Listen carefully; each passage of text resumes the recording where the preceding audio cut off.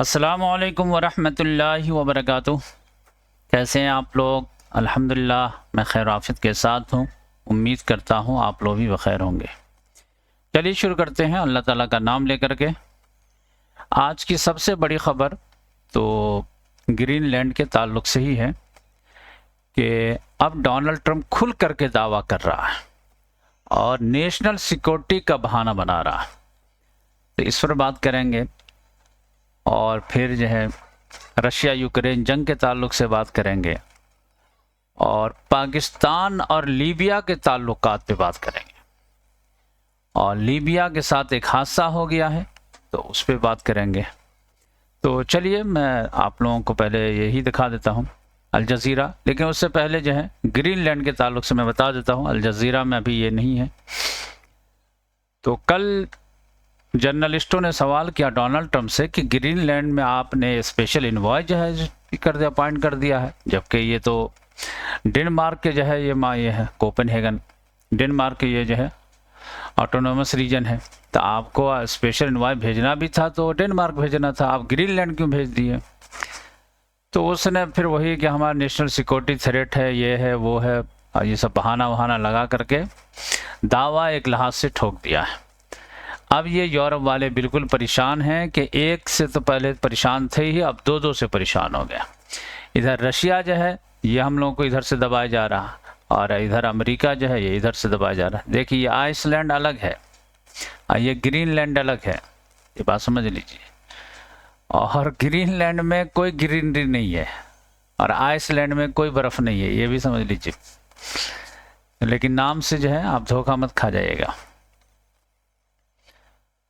तो यूरोप वाले बहुत परेशान हैं कि हमारे वजूद को ख़तरा है। अब ये नेटो मुल्क, डेनमार्क भी नेटो का है, अब नेटो मुल्क पे नेटो वाला हमला कर देगा तो आर्टिकल 5 लगेगा या नहीं लगेगा ये खुदा बेहतर जानता है, क्योंकि ये सब तो बच्चे हैं। डैडी तो अमेरिका है और डैडी की नीयत ख़राब हो गई है। और वो बात जो हम लोग बोलते थे वो अब हर एक आदमी बोलना शुरू कर दिया है और हर एक को यही बात समझ में आ रही है। इवन के कल वेनेजुएला ने ऑफिशियल इसका ऐलान कर दिया। न्यूयॉर्क में यूनाइटेड नेशन में जो है यूनाइटेड नेशन न्यूयॉर्क में है, तो वहाँ पर national security council United nation security council, जिसमें 5 परमानेंट है, 10 टेम्पोररी है, तो 15 ममालिक पर मुश्तमिल सिक्योरिटी काउंसिल है जो सबसे अहम इदारा है यूनाइटेड नेशन का। तो वहाँ पर जो है वेनेजुएला वाले ने जो है अपनी बात रखी कि अमेरिका जो है धांधली कर रहा है, ताकत का मिसयूज़ कर रहा है, कमज़ोरों को दबा रहा है। और ये सब जो है बिल्कुल बकवास बात है कि यहाँ पर जो है ड्रग ट्रैफिकिंग है तो फ्री नेविगेशन है तो ये है तो वो है, नेशनल सिक्योरिटी थ्रेट है। अमेरिका को किसी से नेशनल सिक्योरिटी थ्रेट नहीं है, कोई ड्रग का मामला नहीं है, कोई जो है फ्रीडम नेविगेशन का मामला नहीं है। ये सिर्फ ऑयल का मामला है, माइन का मामला है, लैंड का मामला है, रिजीम का मामला है। बोल रहा है कुछ और उसकी नीयत है कुछ।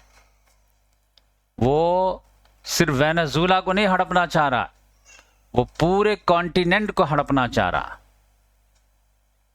कि पूरा अमेरिका ऊपर से नीचे तक, ग्रीनलैंड से लेकर के अर्जेंटीना तक वो अपने कब्जे में रखना चाहता है, अपने फेवर के जो है हुक्मरानों को बैठाना चाहता है। ये आप समझ लीजिए।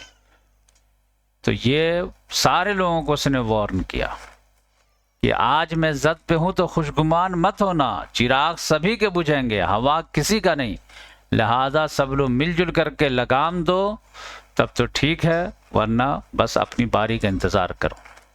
तो उसने खुल के कह दिया वेनेजुएला ने। आप जानते हैं कि 2-3 महीने में 105 लोगों को मार दिया अमेरिका ने, कई वेसल पे हमला कर दिया।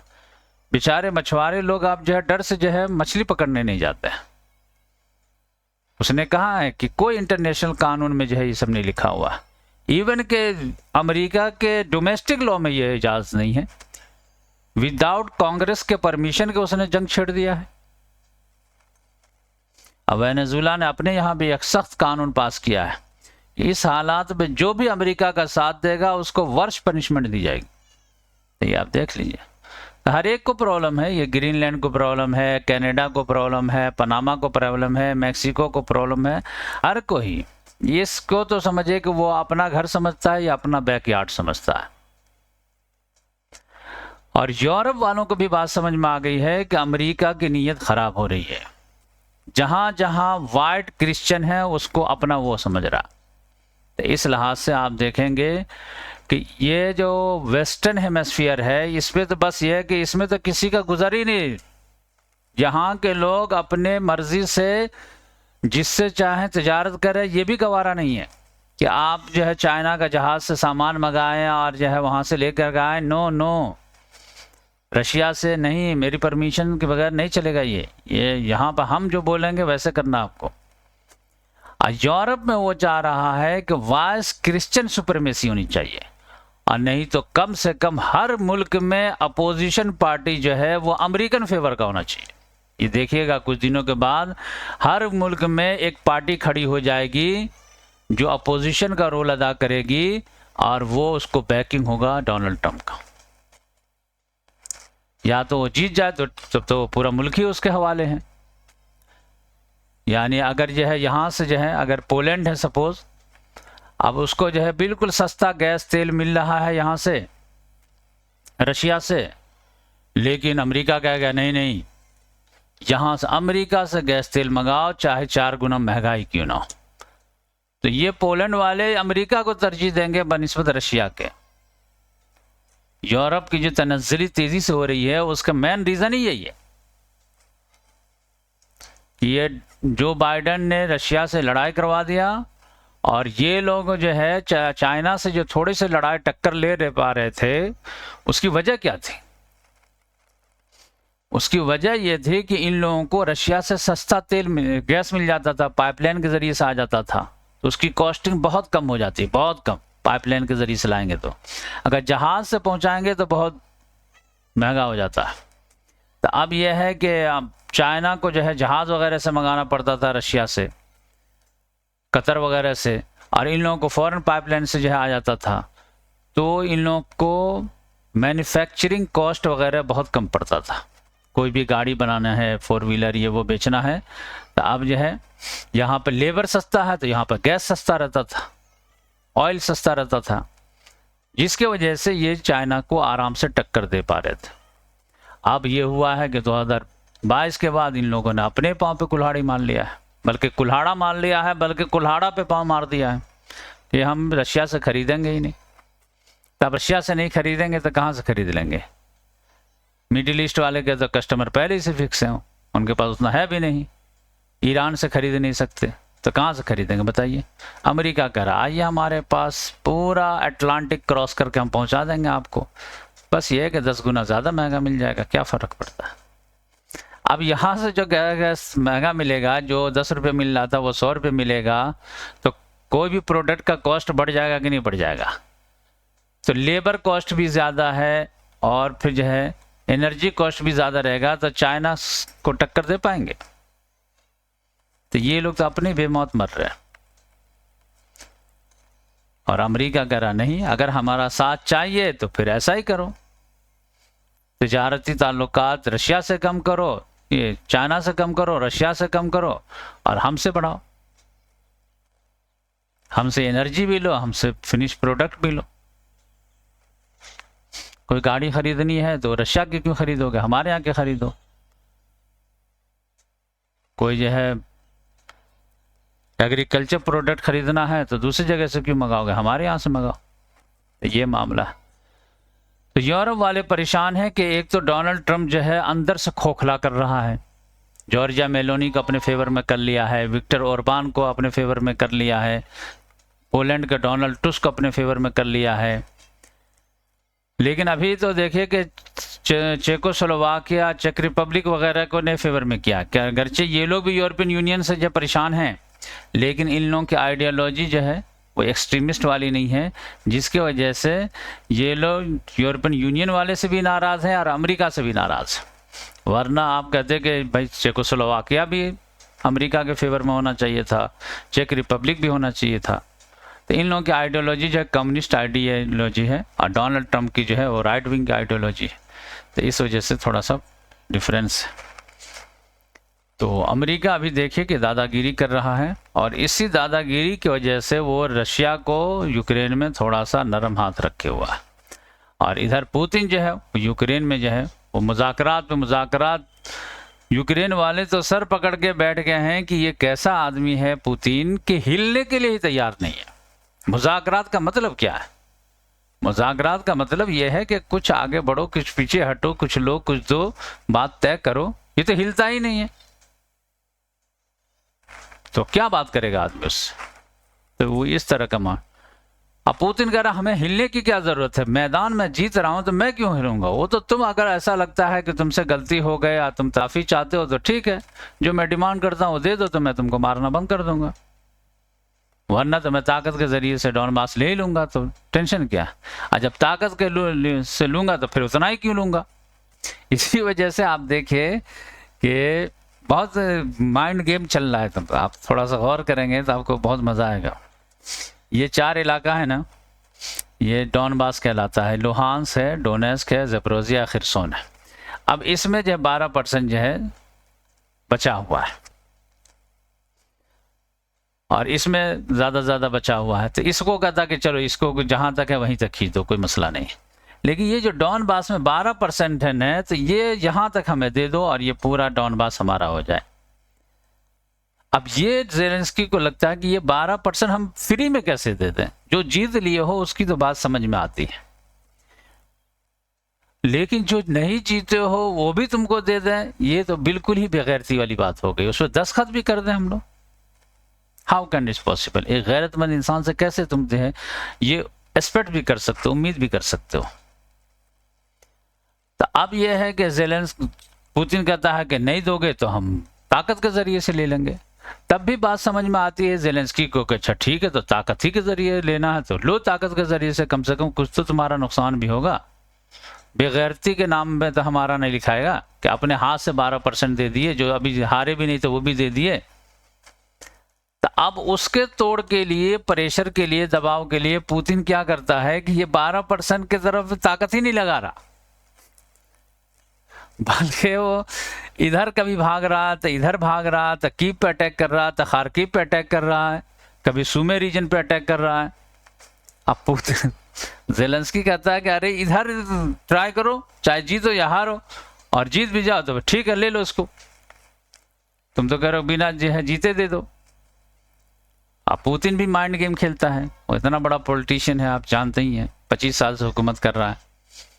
लोग अपने आप खिड़की से कूद जाते हैं उसके मुखालिफ जो हैं।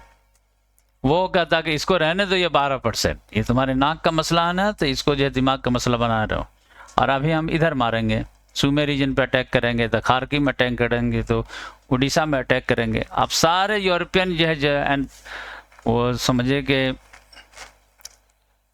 एनालिस्ट वगैरह सर पकड़ के बैठा हुआ है कि उसको चाहिए डॉनबास, लेकिन जब लड़ाई होती है तो वो अटैक करता है उड़ीसा पे, वो लड़ाई अटैक करता है सुमे रीजन पे, वो अटैक करता है खार्किव पे, वो अटैक करता है कीव पे। ये बात समझ में नहीं आ रही है। तब मैं कहा कि अरे भाई मेरी वीडियो ये सुना करो, तब समझ में बात आएगी ना पूरी। जियोपॉलिटिक्स समझने के लिए तुमको क्लास ज्वाइन करना पड़ेगा, तो क्लास ज्वाइन ही नहीं करते हो, सर पकड़ के बैठे हुए हैं। तो ये देखिए ये मामला है। अच्छा, इधर मामला जो होगा गया है, ये देखिए लीबिया में भी एक बात लोगों को समझ में नहीं आ रही है कि पाकिस्तान कहाँ जा रहा है, किस रास्ते पे जा रहा है और क्यों जा रहा, ये बात समझ लीजिए। लीबिया को आप जानते हैं कि जब अरब स्प्रिंग आया था 2010 में शुरू हुआ था, लास्ट में 2011 से समझ शुरू हुआ, तो हर जगह ही जो है इजिप्ट वगैरह में, यमन वगैरह में, ये सब जो है सीरिया वगैरह में मामला शुरू हुआ, और लीबिया में भी हुआ। तो लीबिया में नेटो वाले ने दखल दिया और यहाँ पर बागी ग्रुप को जो है सपोर्ट करके मुअम्मर कज़ाफ़ी को ख़त्म कर दिया। तो उसके बाद जो है लीबिया खाना जंगी का शिकार हो गया। तो अभी हालत ये है कि ये समझ जाइए कि लीबिया 2 हिस्सों में बटा हुआ है, एक ईस्टर्न पार्ट है और एक वेस्टर्न पार्ट है। इधर जो है सद्दाम खलीफा हफ्तार, उसकी हुकूमत है, अमेरिका की बैकिंग है इसको, और इधर जो है ये समझ जाइए अब्दुल हमीद दुबैबा, वो यहाँ का सदर है और इसको यूनाइटेड नेशन की बैकिंग है। और इसको तुर्की की भी बैकिंग है। ये बिल्कुल हारने के करीब था, लेकिन तुर्की ने इंटरफेयर किया तो ये किसी तरह जीत गया। तो इसको अमेरिका की भी बैकिंग है और इजिप्ट की भी बैकिंग है। इधर जो है इसको यूनाइटेड नेशन की बैकिंग है और ख़ास तौर से तुर्की की बैकिंग है। अब इन दोनों टुकड़े में जो है मामला हो गया है। मामला ये हो गया है, पहले इसको बता देते हैं कि अब्दुल हमीद दुबैबा जो इसका नाम है, गवर्नमेंट ऑफ नेशनल यूनिटी। तो गवर्नमेंट ऑफ नेशनल यूनिटी का जो आर्मी चीफ था वो अपने और भी नुमाइंदों के साथ तुर्की गया हुआ था, अंकारा, डिफेंस के ताल्लुक से बातचीत करने के लिए, क्योंकि इधर इजराइल जो है बात कर रहा है, अलायंस बना रहा है, ग्रीस, साइप्रस और इजराइल मिल करके। तो इधर जो है लीबिया से बात करने गया। वो वापस आ रहा था तो उसका प्लेन क्रैश कर गया, फाइटर जेट।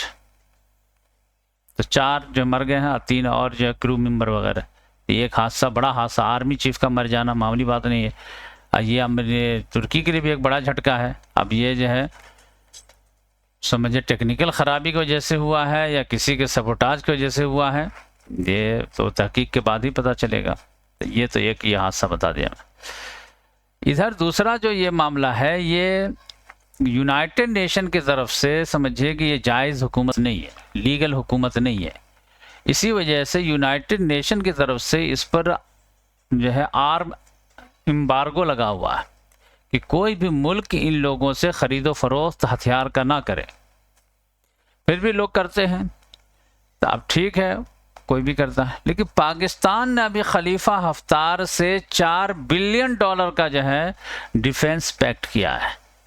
अब पैक्ट वही है कि पाकिस्तान जो है इन लोगों को हथियार बेचेगा।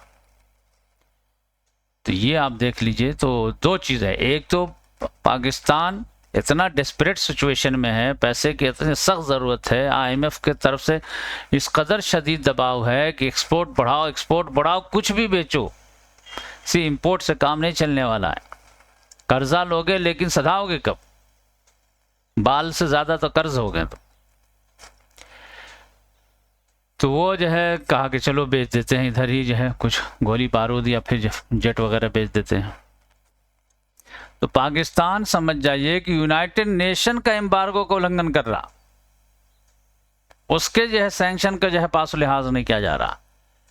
तो यूनाइटेड नेशन के इदारे की तभी क्या अहमियत है वो आप जानते हैं, लेकिन कभी कभी उसका मूड ख़राब हो जाता है तो फिर वो। तो एक तो ये मामला है कि पाकिस्तान, देखिए अमेरिका है वो यूनाइटेड नेशन को जूती के नोक पे रखता है, इजराइल है वो भी रखता है, रशिया है वो भी रखता है, चाइना वो सब तो बिग पावर है। लेकिन ये छोटे छोटे ममालिक जो है यूनाइटेड नेशन, ये बहुत अहम हो जाता।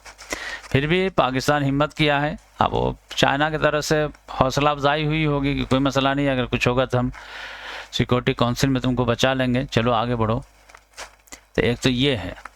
लेकिन दूसरी बात यह है कि अगर खलीफा हफ्तार से आसिम मुनीर का भी मुलाकात हुई है, उसी में बात हुई है, तो खलीफा हफ्तार वाली गवर्नमेंट से पाकिस्तान ताल्लुकात बना रहा है, वो भी ख़ास तौर से हथियार बेचने वाला मामला।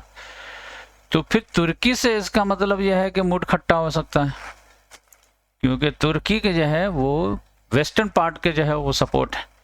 अब तुर्की का सिर्फ कम सम सपोर्ट नहीं है, फुल्ली सपोर्ट है, यानी जंग की नौबत वाली सपोर्ट। ये दोनों जब लड़ रहे थे तो ऐसा लग रहा था कि ट्रिपोली को खलीफा हफ्तार फतह कर लेगा। वो तो तुर्की बीच में कूद गया ड्रोन लेकर के, आज सबको मार के खदेड़ दिया। तो तुर्की इसको जो लाइटली नहीं लेता, बहुत सीरियस लेता। और जबकि तुर्की और पाकिस्तान दोस्त भी है, लेकिन लीबिया में आकर के पाकिस्तान जो है तुर्की के खिलाफ खड़ा हो गया। तो अब ये तो बहुत क्लोज वॉच रखना पड़ेगा कि इसमें और क्या मोमेंट हो रहा है, क्या तुर्की से रिश्ते ख़राब हो रहे हैं या अंडरस्टैंडिंग बन रही है, क्या है नहीं है, वल्लाह वाला। लेकिन ये देखने की चीज़ है कि ऐसे कैसे हो सकता है। यानी अगर इंडिया पाकिस्तान का कुछ मामला होता है तो तुर्की फ़ौरन आता है पाकिस्तान के फेवर में। तो यहाँ पर लीबिया में जो है अगर तुर्की का मैटर फंसा हुआ है इजिप्ट से या अमेरिका से, तो पाकिस्तान जो है तुर्की के अगेंस्ट वाले कैंप में जा रहा है, गरचे अपने फ़ायदे के लिए जा रहा है। फिर भी ये सोचने वाली बात है। चलिए मैं थोड़ा अल जज़ीरा आपको दिखाता हूँ। ये देखिए, ये जो आर्मी चीफ हैं, ये कहीं हो गया। Libya mourns after army chief dies in plane crash near Turkey's capital Ankara. Private jet carrying Mohammed Ali Ahmed al Haddad and 4 top official crash near Ankara killing everyone on board. जितने से सब ये दे। Gaza की सूरत हाल देख लीजिए। Gaza patient facing death as Israel continues to block medical supply. तो वो तो पूरा जो है स्वीट पॉइजन दे करके मार रहा सब लोगों को। न मदद का सामान भरपूर तरीके से जा रहा, न बस किसी तरह वो लोग जी रहे हैं और ये लोग अपना मंसूबा पे मंसूबा बनाए जा रहे हैं। तभी आप समझ जाइए कि 800 से ज़्यादा जो है इन लोगों ने खिलाफ वर्जी कर दिया है पीस का। 800। 10 अक्टूबर को जो है इन लोगों का जो है मुआहदा हुआ था और 2.5 महीने में 800 जंगबंदी के खिलाफ वर्जी हुई है। अब आप समझ जाइए, कुल मिलाकर के 71,000 होने वाले हैं शहादत के। ये सूरत हाल है। और वेस्ट बैंक में भी जो रेड करते हैं, दुकानों को तोड़ते हैं, ये सारी चीज़ें डेली के बेस। ये देखिए, Israeli force demolish shop in raids near occupied East Jerusalem. ये देखिए, और ये जो है सिक्योरिटी काउंसिल का जो मैं बताया, तो यहीं पे देखिए, ये उसका जो है नुमाइंदा है। Venezuela warns US aggression is first stage amid continental ambition. तो ये कह रहा है कि ये एक जो है कंट्री का एम्बिशन नहीं है कि वेनेजुला को फतह करना, नहीं, पूरे कॉन्टिनेंट को फतह करना। लिहाजा सारे कॉन्टिनेंट वाले होशियार हो जाओ।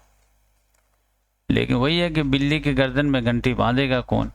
ये देखिए, why is Russia escalating attack on Ukraine Odesa. अब देखिए, सब लोग सवाल कर रहे हैं, क्यों ऐसा कर रहे हो भाई, ऐसा क्यों कर रहे हो? तुमको डॉनबास चाहिए तो तुम ओडेसा पे मारते हो। कह रहा क्या, तुम अगर मौका दोगे तो हम तो पूरा यूक्रेन ही हड़प लेंगे। हाँ, नहीं तो जल्दी करना है तो फिर आजा डॉनबास दे दो मुझे। तो ये देखिए, और ये देखिए एक मामला हुआ है। Newly release Epstein files spotlight Trump's past jet trips with Maxwell. तो ये फाइल पे फाइल रिलीज किए जा रहा। अब इतने ज्यादा फाइल है कि कौन पढ़ेगा। गैर 1 लाख से ज्यादा फाइल है, तो कहाँ, तो उतना टाइम है नहीं। जो हम खबरें आती हैं वो देख लेते हैं। इसमें डोनाल्ड ट्रंप के बारे में अभी एक और राउंड जो है उसने 8,000 फाइल जो है शाये किया है। उसमें जो है ये समझ जाइए कि डोनाल्ड ट्रंप का जो है बार बार जो है ट्रिप दिखाया गया है, जर्नी दिखाया गया, वो भी जेफरी एप्स्टीन के जेट में, और कम से कम 8 बार दिखाया गया है। तो अब यह है कि अगर कोई किसी के जहाज में सफ़र कर रहा तो इसका मतलब वो जो है गलत ही कर रहा, तो ये तो नहीं है। लेकिन लोग कह रहे हैं कि भाई अगर आप बियर बार्स के अंदर से निकल रहे हैं तो लोग तो यही समझेंगे कि आप शराब पी के निकल रहे हैं, आप पानी पीने तो नहीं गए होंगे बियर बार में। तो जेफरी एप्स्टीन से दोस्ती है तो इसका मतलब यह है कि माइनर गर्ल आपको ज़्यादा पसंद है। और दूसरी बात यह है कि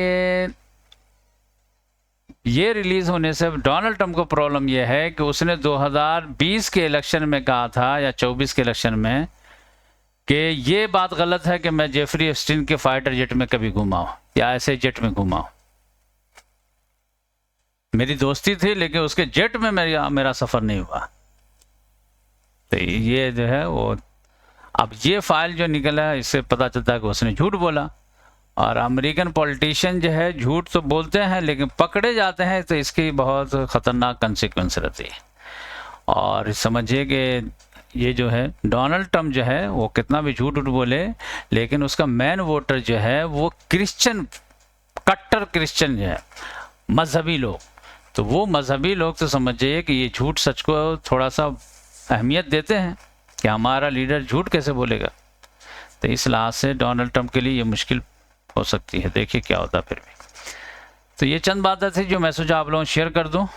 और अल्हम्दुलिल्लाह मेरा चैनल मोनेटाइज हो गया है, और अब जो है आज से शायद जो है मेंबरशिप का भी जो है ऑफ़र आ जाएगा। वो लोग रिव्यू कर रहा है तो दे देगा। तो आप लोगों को अगर ख्वाहिश हो तो मेंबर भी बन जाइएगा, अच्छा लगे तो। और इंशाल्लाह फिर आज मैं जो है आसान दर्स कुरान में सूरह तगाबुन लेकर के आऊँगा और आसान दर्स हदीस में इंशाल्लाह जो है जहाँ तक हुई है वीडियो यानी 6510 से जो है आगे हदीस लेके आऊँगा। जज़ाकल्लाह।